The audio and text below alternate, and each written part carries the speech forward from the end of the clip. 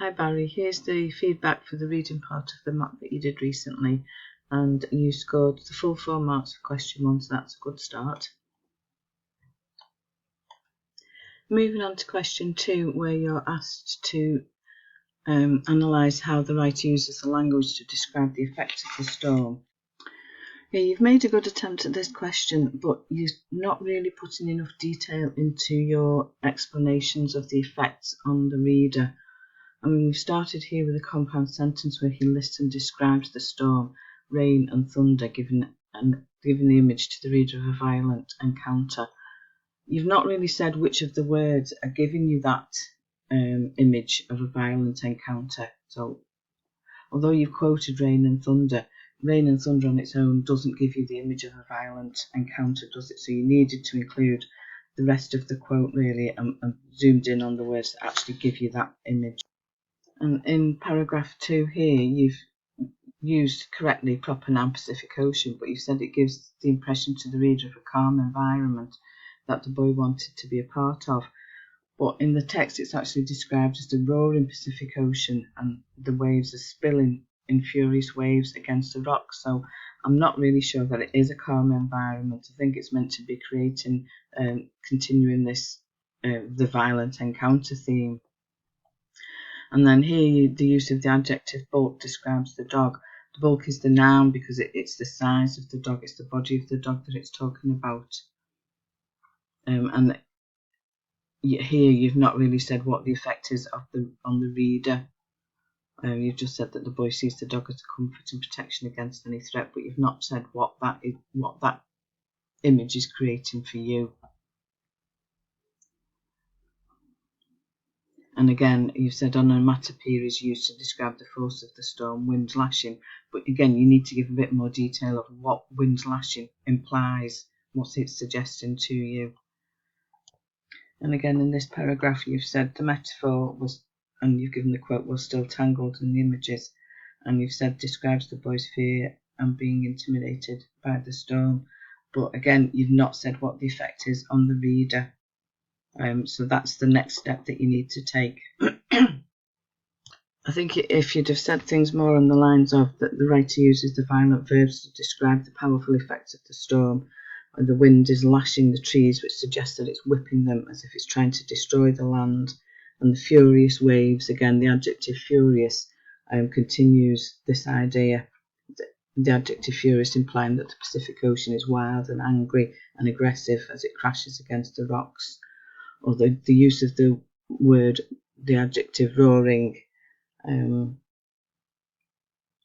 it could suggest that it's attacking the lands like a wild animal. So you need to zoom in a little bit more on the particular words and say what the writer is trying to create in your mind.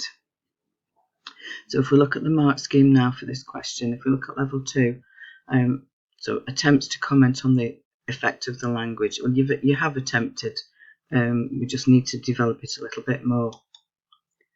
And select some appropriate textual detail. Where you've done that, you've used your quotes, and make some use of subject terminology, mainly appropriately. Some of it's appropriate, some of it's not quite right. So I think for that reason, it's going to be 3 out of the possible 8 marks for this question. Moving on to question 3, where you're asked how is the text structured to interest you as a reader. Again, you've made a good attempt at this. And I think it's going to come out at level 2. To get to the level 3, you need to look in more detail at how the text is structured to interest you as a reader. So you've talked about the structure very well, but you've not really gone into too much depth on the effect of the structure on the reader and why the writer has chosen to structure it in this way. So you started off well. You said he's structured this part of the text to introduce us to Alexander Cold, and then takes us on a journey of the day of the boy being awakened by his nightmare to his breakfast with his sisters. So that's a good start, and you mentioned that this is a recurring feature throughout the story, as he's awakened at dawn and gets out of bed at 6:30. In this bit here, you said the beginning concentrates on the boy's nightmare and immediately gives the reader empathy towards the boy's predicament. So that's good use of analysing the effect on the reader. However, you've not given a quote to back up your point, which is something that you do need to do.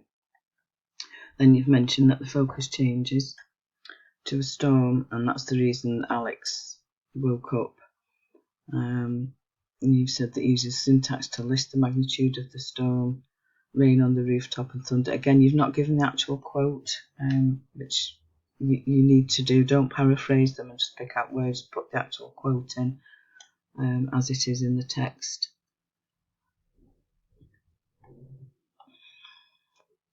You mention here, it is soon evident that the mother is seriously ill and this illness could be the catalyst to Alex's bad dream.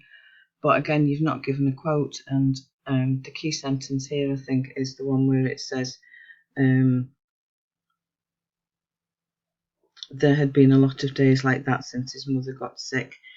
That's key to it, because that's the first time that we hear about his mum being ill, and then it all relates back to the nightmare of his mother being carried off by a bird, which you have mentioned in there, but again, you've not given the quotes, and you need to go into more detail with your explanations of the effect of the structure on the reader.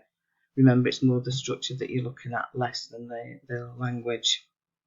The way you've said up here, something about this is emotive writing using the dog to relate to the reader. That's not really relevant. That will be more for question 2. It's the structure that you're looking at. You could have said the fact that it was seems to be written in 2 parts. The first part is where we learn all about Alex himself, and then the second part is when we see how he relates to his family, and we learn about his mum. So whilst you have made some good points, it is going to be in level 2, and the fact that you've not really used many quotes at all is going to keep it at the bottom end of the band 2. So it's going to be 3 out of the possible 8 marks for this question. Had you included more quotes, it would have been 4, and if not 5 marks. And if you just give a little bit more analysis of the effect of the structure on the reader, then it would definitely be scoring much higher. So keep up the good work, you're on the right lines. Moving on to question 4, where you've been asked to respond to the quote from the student about Alex struggling to cope with his mother's illness. You've done well with this question. You've included quotes here, so that's a good thing. Just make sure you do it with all your other questions. So you said that you agree with the statement, and it seems that Alex doesn't want his mother's illness to be mentioned, and you've said the quote from Nicole, when's Mama gonna get better? Alex interrupts her abruptly, and then you've given an effect. This possibly means that Alex is imagining it's not really happening.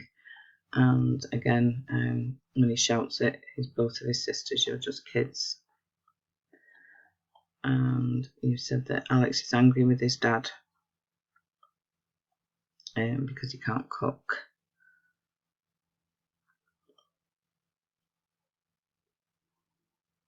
And you've also mentioned the fact he seems to be angry even with his mother on the fact that she's become ill, leaving him in this predicament.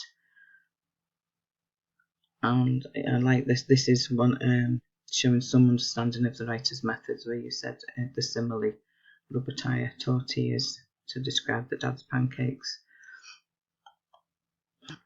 You've also said the author describes how Alex realises in those months of his mother's illness all the things that she did. So it's all the things that he liked and that he misses before she was taken ill. And again, the reference to the silent ghost, giving the feeling to the reader that Alex thinks his mother's already dead. So you've made some good points and you've used some good quotes.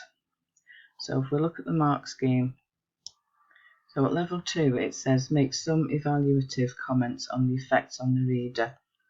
Well, you have made some comments. Show some understanding of the writer's methods. You've made some, and I think to get higher marks you need to do more in depth on the writer's methods. I think in some ways you have done it, but for your exam questions, you really need to hit the examiner over the head with it. So where you've been talking about the conversation at breakfast time, where Alex interrupts her abruptly, if you just said the writer uses dialogue to show that Alex isn't coping, and then go on and say what you've said there, that would have clearly shown the examiner, that you've understood the writer's methods. And again here, if you just said the writer's compared how his mother was before she was ill by listing all the things that she did to how she is now, and given the quote again about the silent ghost, the fact that now she barely got out of bed.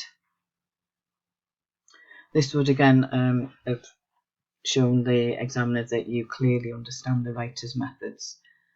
So moving on to the next bullet point. So some appropriate textual references. Well, again, you have done that in this question. You have used quite a few quotes, and make some response to the focus of the statement. So I think you have done that, although again, I'll just try and repeat it a little bit. The fact that he isn't coping with his mother's illness. So I think you've met all of the criteria for a band 2, and some of what you've done I think is just creeping into the level 3. But I think I think it's going to be 11 out of the 20 marks for this one, and you just need to make sure that you're using the phrase the writer shows us by, and quoting the method that is used, and refer back to the question that you're answering, that Alex shows that Alex isn't coping because, a little bit more, just to make sure that the examiner fully understands that you know what you're writing about, and that would give you more marks. But 11 out of 20 is a good score, so well done. So that gives you an overall score of 21 out of 40 for the reading part, which is a good level 4/5. So well done, you're on the right line, just keep it up, and there's no reason why you shouldn't get a good mark in your final GCSE exam.